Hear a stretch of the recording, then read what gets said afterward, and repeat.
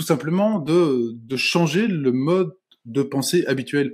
Parce que si on se retrouve stressé, c'est parce que notre manière de voir les choses est une prise en défaut parce que ça colle pas ce qu'on pense et ce qui est là devant nous, ça matche pas, ça crée une tension. Alors on peut toujours espérer que ce qui se passe devant nous change et que notre enfant devienne miraculeusement celui qu'on aurait toujours espéré qu'il soit, mais c'est pas toujours facile. Et en même temps, on peut aussi amoindrir la tension en faisant un pas, nous, vers notre enfant, c'est-à-dire en étant un peu moins dans notre manière de voir les choses, ou en tout cas en l'ouvrant de manière à peut-être aller un peu vers lui, ou de manière en tout cas à être moins ennuyé par sa façon de fonctionner à lui. Le principe est simple, c'est que quelle que soit la situation que vous vivez, vous avez votre point de vue sur la situation. Et la personne qui est en face de vous, elle a un autre point de vue sur la même situation. Si vous mettez deux objets devant vous, vous allez voir que moi, je vais vous dire que moi, je vois une feuille à droite de mon portable et vous allez me dire, mais il est fou, lui, il y a un portable à gauche de sa feuille. Eh bien non, c'est deux manières de voir la même chose, mais nos points de vue, même si on voit la même chose, disent des choses différentes. Et là, l'idée, c'est de faire ce petit chemin pour se rendre compte de ce que l'autre a dans sa manière de voir les choses et de peut-être se dire qu'on n'a pas tout vu.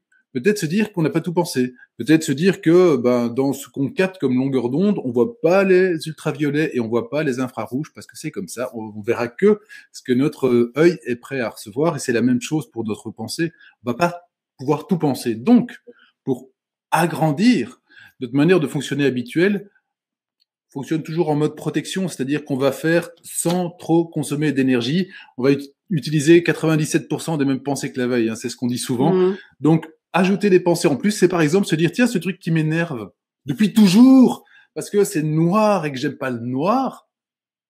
Vous pouvez vous dire, c'est quoi les avantages du noir, par exemple? Qu'est-ce qu'il y a de chouette dans le noir? Et là, vous allez trouver une manière de faire grandir un petit peu votre manière de voir les choses.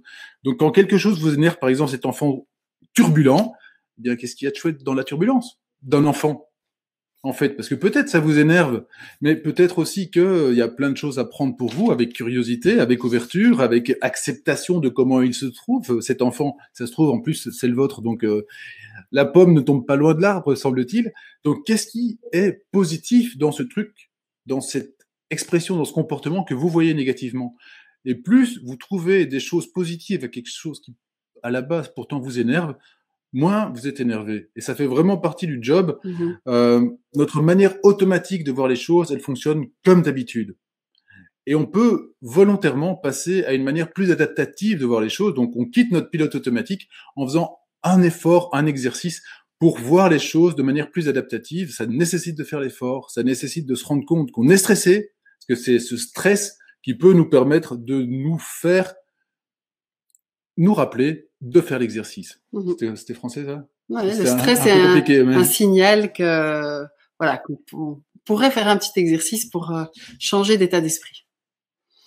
Et donc c'est vrai que ça aurait été beaucoup plus facile d'apprendre tout ça à l'école. Donc là, on doit l'apprendre un peu sur le tard, parce qu'on a des symptômes dus au stress. On commence à avoir des tensions, on dort plus bien, on digère plus.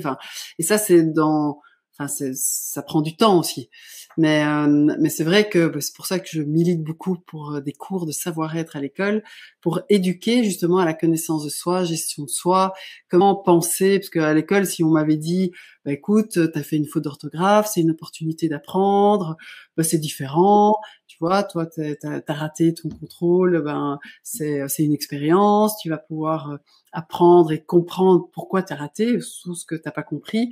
Ça arrive, quand on passe un examen, le risque, c'est qu'on risque de le rater. Mais si on m'avait éduqué comme ça, j'aurais sans doute été moins stressée par l'échec, par le regard des autres. Voilà, je serais sans doute plus détendue. Mais la bonne nouvelle, c'est que ça s'apprend à tout âge.